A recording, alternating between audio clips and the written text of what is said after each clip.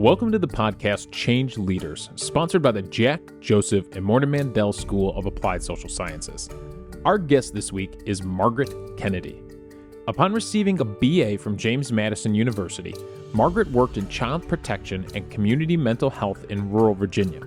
Knowing she wanted more advanced skills, she applied to the Jack, Joseph, and Morton Mandel School of Applied Social Sciences, where the faculty and staff opened up the world of possibilities for leadership in a profession aligned with her values.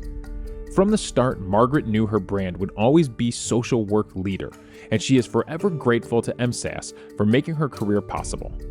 She is proud to have been a social worker for more than 40 years in 2 countries, the United States and Canada. Highlights of her work in the U.S. include the City of Cleveland Heights Human Resources and Management Training, the Center for Community Solutions and the Community Council of Greater Dallas Research and Program Development, and management consultation with Girl Scouts of the USA, with local councils throughout the USA to empower girls through leadership development. In Canada, she held various senior leadership positions in government health and social services in the province of Prince Edward Island.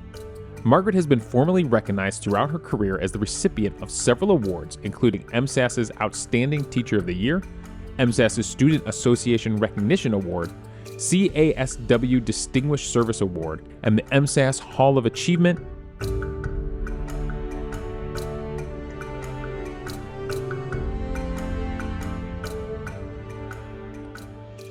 So Margaret, it's such a pleasure to be in conversation with you this morning. And I want to ask you to imagine that you're in the lobby of a building that's 30 stories high. You're getting ready to take a ride to the top floor. In 30 seconds, tell us, who is Margaret? It's wonderful to meet you, Dean Voisin. Thank you for inviting me today. Well, first of all, I'd like to say hi. I'm Margaret Kennedy, and I'm happy to be on this elevator with everyone. I'd like you to know that I'm a social worker. A proud social worker. I am a proud social worker. And I'm also a natural leader. Ever since I can remember, I've tried to be in charge. I wanted to lead. I gave that a lot of thought over my career, and I realized that I am a natural leader, but I have a moral compass. I don't like to pass things along that I don't think are right, for example. I always want to do the right thing, and I want to learn from my failures and successes, and I certainly have had both as a leader, and I'm not a quitter. I'm very tough, but I'm also vulnerable, and I think as a leader, you have to be both, and you have to expose yourself as both to other people. Are we at the top floor yet? I think we're at the top floor, okay. But we can hang out here for a little bit. Okay. And you said tough and fair, and I wish the folks here could also see the warmth that comes from you, Margaret. You're such a warm person at the same time. So tell me about this leadership style. Where did that come from? Who did you learn that from? Thank you for asking that question. Well, I said to you, I am a natural-born leader. I just wanted to be in charge of things. That doesn't mean I knew how to be a leader at all, but I knew I wanted to learn how. One of the ways that I've learned about leadership, is that I've made lots of mistakes as well as had successes. I wanted to avoid mistakes, so I did some things that were intentional. One is I came to the Mandel School as a student, because the Mandel School offered, at that time it was called a concentration in management, and I wanted to learn how to be a leader, a manager. So that was one way. It's really one of the reasons I chose the Mandel School as my graduate school. There are misconceptions about what a social worker is, oftentimes. Many people think a social worker is a clinician and works in child welfare. I knew I didn't want to do that. I did that early in my career, but I knew that I wanted to be a social work leader. So the Mandel School helped in that regard, but I also found it very curious that I didn't really understand why I was so different from other typical social workers who really like being clinicians and are very good at it. And I liked being a clinician, but it wasn't my wheelhouse. So I actually studied Myers-Briggs. This is a long time ago. Right, but personality test. Yeah. I did. I learned. I actually became a Myers-Briggs practitioner, where I learned how to administer it because I wanted to delve into my personality. And what did it say about your personality, Margaret? Well, what I could tell you what my personality is, but that's not really what's relevant here. My personality is I'm an introvert, I'm intuitive, I like to have things resolved quickly, and I'm a thinker. So it doesn't seem compatible with clinician, but it is compatible with social work. Because in social work, we can all be leaders. That's really what I learned through Myers-Briggs, is that it's okay to have a different personality, but you can still fit in to social work because the profession is so broad and so all-encompassing, and we can do so many different things that we need people who are different. Right. It's diversity through personality. There's many ways to look at diversity, and that's one of them. Absolutely, Yes. absolutely.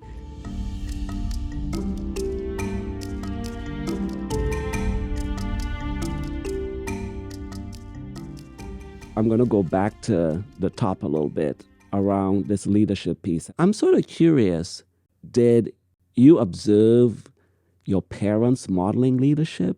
Did it have something to do with your birth order? Were you the first child, the last child? You said that you always felt innately that a part of you was drawn to leadership. What were some of the early beginnings of that? Well, that's true. It was innate. It's inborn. I wouldn't say that my parents were leaders. They provided leadership in different ways, in different organizations or situations. But as far as what drove me, I honestly have to say it's inborn. It's just there. No, I'm the last of my family of four. There were four children. I'm the youngest. I was always very strong-willed, and I wanted to be in charge. Wow. Well, that's amazing. We share some commonalities here. I'm the last of three, and being the last born, I wanted to be heard. Yeah. But it's interesting. You were like, I'm the last, but I wanted to be in charge. That's fantastic. Yes, that's right. And as far as role models go, I probably had many role models in my life, teachers, friends, politicians, just different public figures.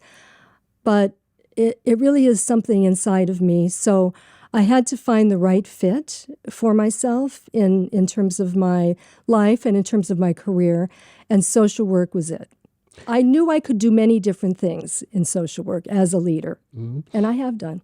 And you've done that across 2 different countries. Yes. Both being Canadian and American. And, I'm sort of curious in terms of how did you find your way to the Mandel School? Well, I went to university in the 1970s and graduated with a degree in sociology. And I knew 2 things when I graduated. I didn't know much, but I knew 2 things. 1, I wanted to work with people. And 2, I wanted to be a leader. And I wasn't sure what kind of job to look for. But I found my way into public welfare at that time. And I wasn't a social worker there, but I observed the social workers. And I thought, I can do that work. So at that time in Virginia, there was a position government offered called social worker trainee. And I applied, and I was successful. I worked in child welfare initially, and then in community mental health. And I had very good supervisors and mentors at that time. I was just learning. And after about 3 years, one of my supervisors, who to this day is one of my mentors, suggested that I go to graduate school. I never thought I could do something like that, but he really helped guide me. I looked around, and I had a friend here in Cleveland who was in the medical school at Case Western Reserve who told me about the wonderful illustrious social work school here at Case Western Reserve. And I applied. I liked the idea of applying because it had a management concentration. And that's what I wanted to study. I didn't know how to be a social work leader, so I wanted to study that. I was lucky to be accepted, fortunate to be accepted, and even more fortunate to receive financial aid. And that's how I found my way here. And today, if I might add, I did establish the Margaret M. Kennedy Scholarship Fund because of that financial aid I received. And I'm happy to support students today. Well, I was just going to mention that, Margaret, that you've, in many ways, seems like so many of us, we are sort of pushed towards our destiny. A mentor telling you, hey, consider graduate school, and that experience being transformative, and now you creating a transformative experience for another student. So you're really paving a path forward. So thank you so much for that. I've had the good fortune to have living in Canada for a few years, and it is very different than the U.S. Some folks seem to think of it as U.S. adjacent or the next state, but it is a different culture. You've had so many different career roles in social work, both here in Canada and in the U.S. Share with us a few of some of the major lessons you've learned from your social work career. Well, I've had many wonderful experiences, that's for sure. And I've worked in probably every capacity a social worker can work in, from clinical to research to planning to program development to senior management to consultation. So I've done many different things, and I've loved every bit of it. My favorite, however, has been in management. Some of the things that I did here in the United States involved working with not-for-profit organizations and some public work as well. I found here in the States, the work is very rewarding, but there's also a fragmentation among health and social services that makes it a little bit more challenging. I'll put it that way. We have fine programs and great professionals working in these programs. When I moved to Canada, I was lucky to do that, fortunate enough to do that through NAFTA. I was able to obtain a work visa and teach at Memorial University of Newfoundland. So for folks who don't know what NAFTA is, tell them what it stands for. Well, it doesn't exist anymore, but it was the North American Free Trade Agreement. And social workers were a special group that was able to move easily back and forth between the United States and Canada. The law that is in place now is the same as it was before. So I think social work would probably still be a preferred profession in that agreement, that trade agreement. So I was able to obtain a work visa and teach a course for Memorial University of Newfoundland. Shortly after that, actually even while I was teaching the course, I was offered two positions in Prince Edward Island, Canada. One of the differences between social work in Canada and the United States, in my opinion, is that in Canada, it really is a highly regarded profession and an essential profession in health and social services. For example, in many provinces, Prince Edward Island for one, you have to be a social worker, a registered social worker, to work in child welfare. Which means you have to have a master's in social work? No, you can have a bachelor's degree in social work. In Canada, there is more of an emphasis on bachelor's and master's than there is in the U.S., I think. But you have to be registered, and you can be a registered at bachelor's level or master's level. And you have to be a registered social worker to work in child welfare and many other positions in Canada. So I think from that point of view, I feel that social work fits in equally or even a little better than some other professions in terms of service delivery or program development, that kind of thing. So in the United States, very often social workers complain about being underpaid and undervalued, particularly as it relates to some of the other allied health professions. What is it like in Canada? If you work in government as a social worker, your remuneration is pretty good. It's commensurate with other professionals, other disciplines. So I would say that doesn't apply as much in Canada as it would in the U.S. And I do agree with your comment on that, your observation on that. Well, I'm so happy you talked about all the various roles you had as a social worker, because I want our future change leaders to know that with a social work degree, there's a broad landscape in terms of where you can fit in and the places that you can make a difference.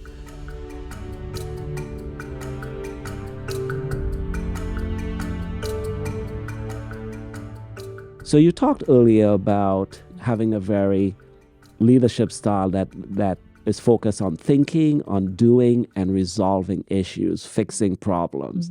And wow, what great leadership styles to have. You know, I think of as leaders, not only individuals who serve, but individuals who can motivate folks to get things done. So looking back at your very impressive career, very often we wish to have the ability of authors to rewrite certain chapters in our professional lives. If you can change one or two things in your career, how would you edit that? What might those changes look like? Well, I guess I'm one of those people that I don't have any regrets. And so I'm not sure I would really change anything.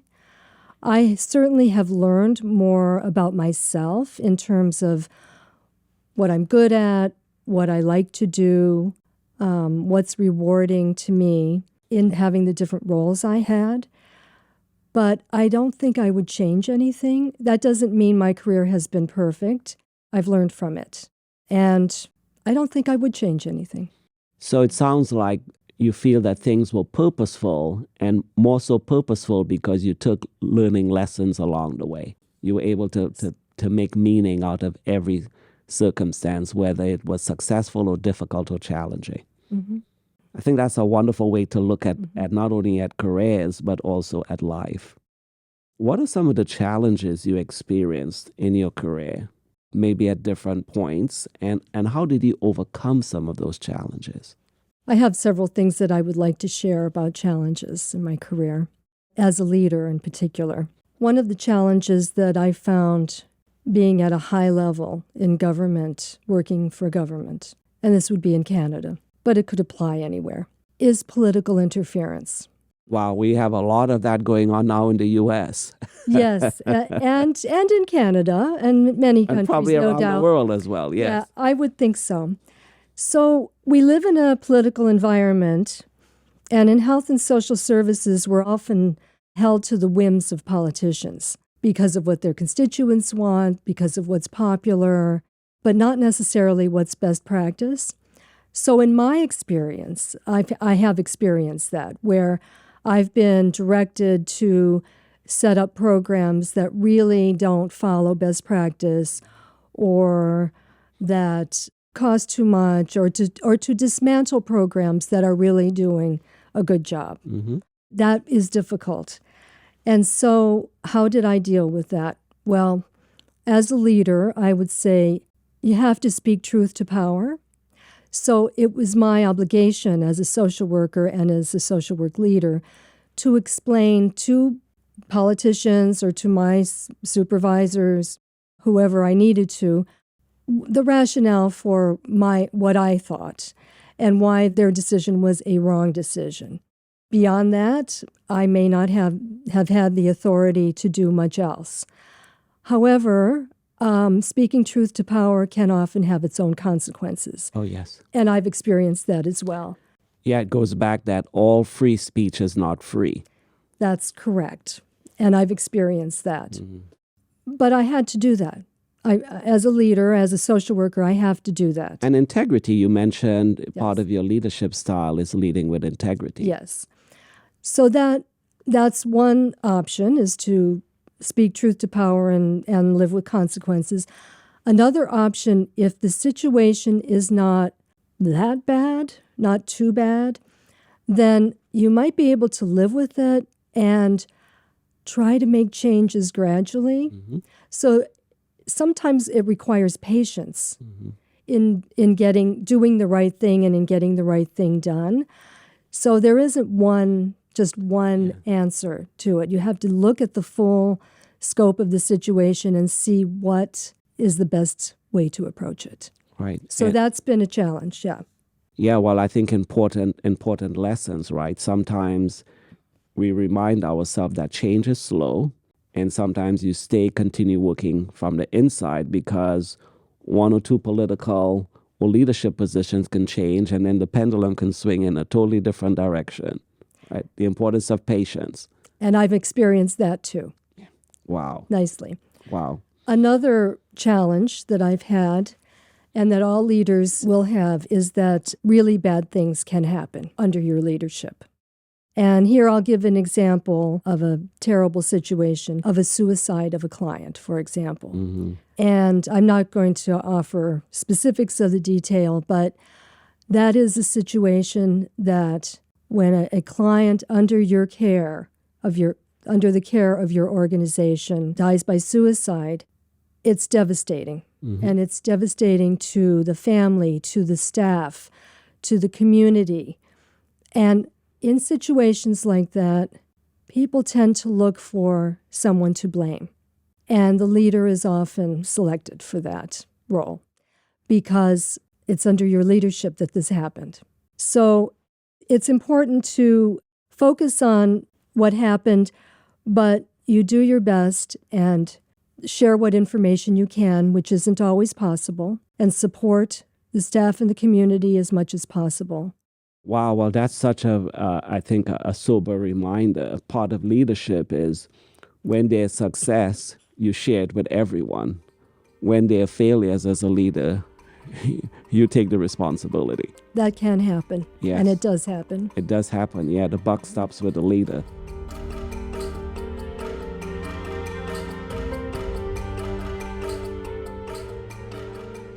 So, this is a fun part of our conversation that I'm always looking forward to getting to.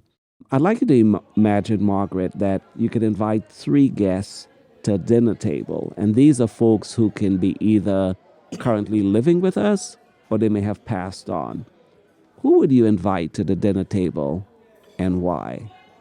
So this is a hard question for me to answer. I've given a lot of thought to this kind of situation. And I think for this particular conversation, I will mention 3 people associated with social work and my career. Not in any particular order, but the first person I would invite is Jim Sikkema. And Jim was my social work supervisor and mentor who encouraged me to apply for a master's degree. Wow. Yes. And I would definitely invite him. I would also invite John Yankee because when I came to the Mandel School, he was one of my first professors. He actually made it possible for me to attend through decision-making regarding financial aid. And he was a professor, mentor, and also my advisor throughout my program. I learned so much from him, and I admire him and his work, and I would invite him. And the third person I would invite is Deborah Fields. And Deborah, unfortunately, is no longer with us, but she was the registrar at the Mandel School for many years. And Deborah was one of the most fun people I've ever met, but she was also one of the most kind and helpful persons I've ever met. Each of these people in their own way sort of helped form me to who I am today. And they helped me in my work in the social work profession or in my travel through to the social work profession, I'll say. They're all kind people. They're all lots of fun. We'd have a great meal together. There'd be lots of laughs. They're all different, but I know we would all get along and have a great time. Well, and I'm sure Jim, John, and Deborah would be all so incredibly proud of you. And John Yankee is a name that keeps coming up so many times, not only a pioneer in social work and interim dean at the Mandel School, but he has been an influencer and a mentor to many. And Margaret, I suspect that if I were to ask some of our other alum or folks that you've been in contact with, who would they invite to their dinner table, that the name Margaret Kennedy would come up many times? I hope so. I think that would be great.